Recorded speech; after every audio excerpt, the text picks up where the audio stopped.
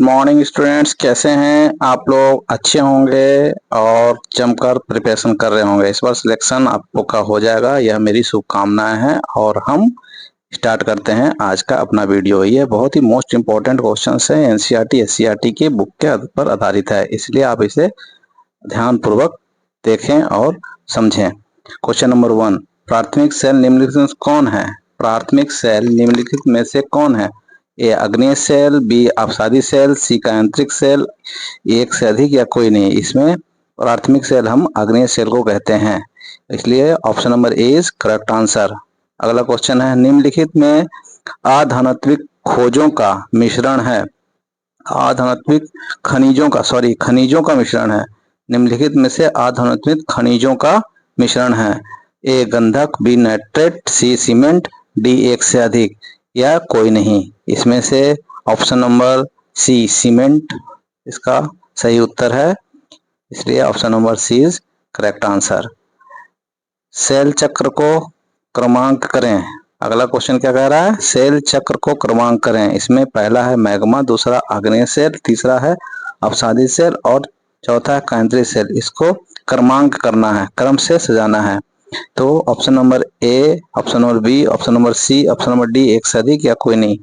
Option number A 1 2 3 4, B 2 3 4 1, C 1 4 3 2 या D एक से अधिक या कोई नहीं। इसमें से option number A is correct answer.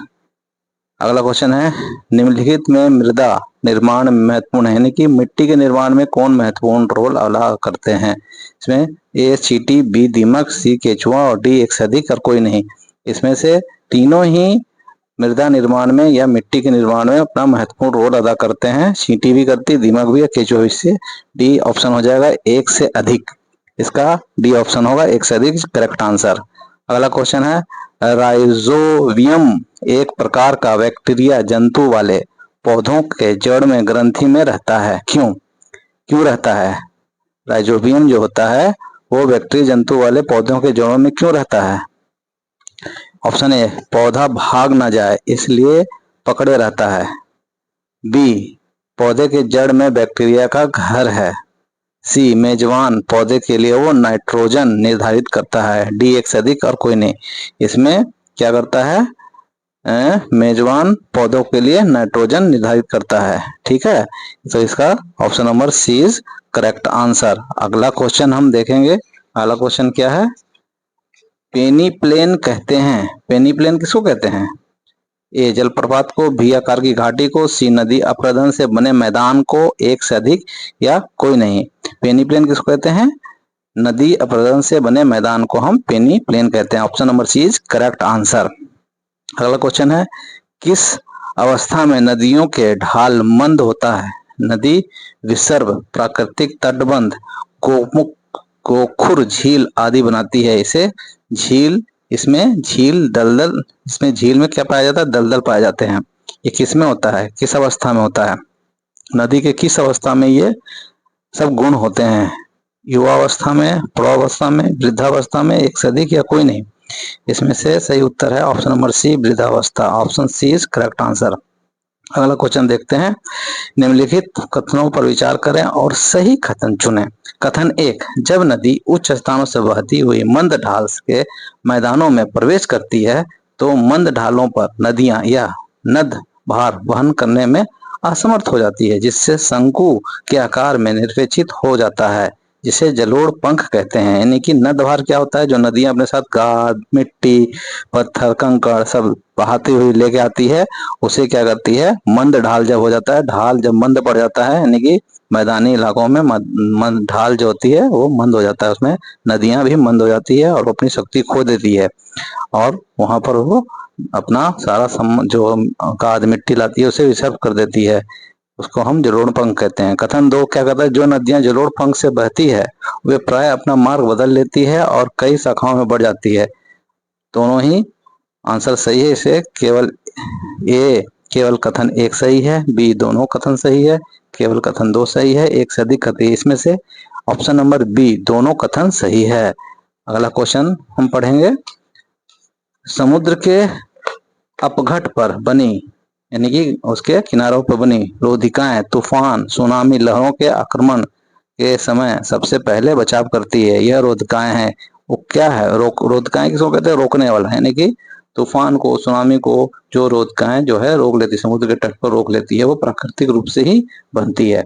वो उसमें से ऑप्शन नंबर ए पुलीन है, बी है मैंग्रोव वन जिसको कहते हैं, सी पुलीन स्तूप कहते हैं एक से अधिक, या कोई नहीं। हम लोग सब जानते हैं कि ये तीनों पुलीन, मैंग्रोव और पुलीन स्तूप तीनों ही जो है तूफान और सुनामी लहरों को पहले रोक के उसे कमजोर कर देती है। इससे सबका बचाव हो जाता है जो किनारे पर रहते हैं।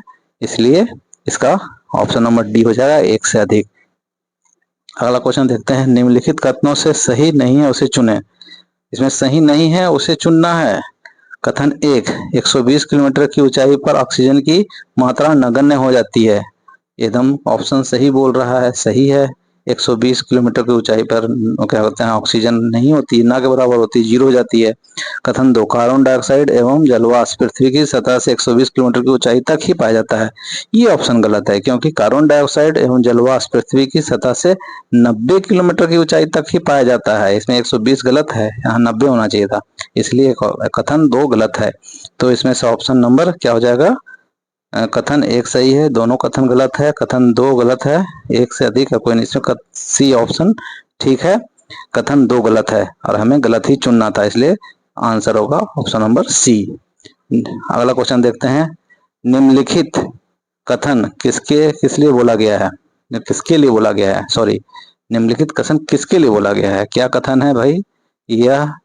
यह सौर विकिरण के लिए पारदर्शी है और लेकिन पार्श्विक विकिरण के लिए अपारदर्शी है।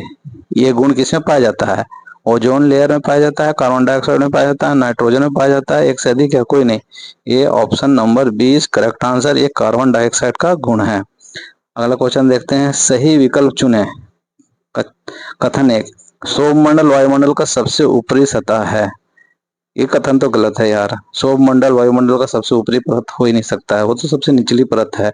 जमीन से पहला परत ही सौरमंडल होता है। कथन दो, यह ध्रुव के निकट 18 किलोमीटर तथा विषुववृत्त पर 8 किलोमीटर होता है। यह जस्ट उल्टा लिख दिया है, यह ध्रुवों पर 8 किलोमीटर होता है और विषुववृत्त पर 18 किलोमीटर होता है, इसलिए दोनों ही कथन गलत है। यानी कि option A is correct answer, दोनों ही कथन गलत है। अगला क्वेश्चन देखते हैं, अगला क्वेश्चन क्या कह रहा है? अगला क्वेश्चन कह रहा है, पृथ्वी की त्रिज्या कितनी है? पृथ्वी की त्रिज्या कितनी है? 6370 किलोमीटर, बी 7063 किलोमीटर, सी 6390 किलोमीटर, डी एक से अधिक और कोई नहीं। इसमें से आंसर है 6370 kilometre, option A is correct answer. हाँ स्टूडेंट्स ध्यान दें, इसमें पृथ्वी की त्रिज्या पूछा है, किसी में पृथ्वी के व्यास पूछ लेगा तो आप इसको आराम से निकाल सकते हैं। ठीक है, त्रिज्या का डबल व्यास होता है, डायमीटर जिसको कहते हैं। पृथ्वी की आंतरिक संरचना, अगला क्वेश्चन है, पृथ्वी की आंतरिक संरचना के विषय में प्रत्यक्ष स्रोत निम्नलिखित पर आधारित है। किस पर है प्रत्यक्ष स्रोत?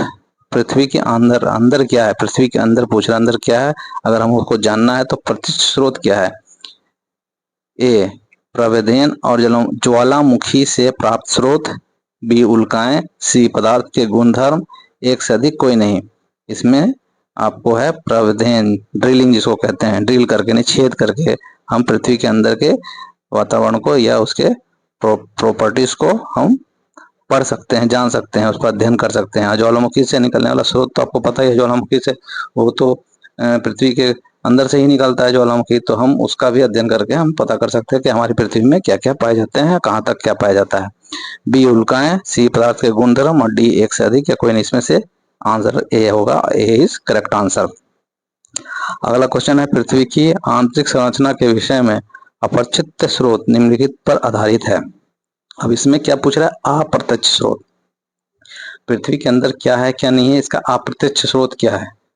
तो ये है उल्काएं, अब्लिक पदार्थ के गुणधर्म, बी गुरुत्वाकर्षण, सी चुंबकीय क्षेत्र व भूकंप, एक से अधिक और कोई नहीं। इसमें से सही उत्तर है एक से अधिक, क्योंकि उल्काएं, गुरुत्वाकर्षण, चुंबकीय क्षेत्र व भूकंप, पदार्थ के गुणधर्म, ये सब जो है अप्रत्यक्ष स्रोत हैं पृथ्वी के आंतरिक संरचना के विषय में जानकारी के लिए।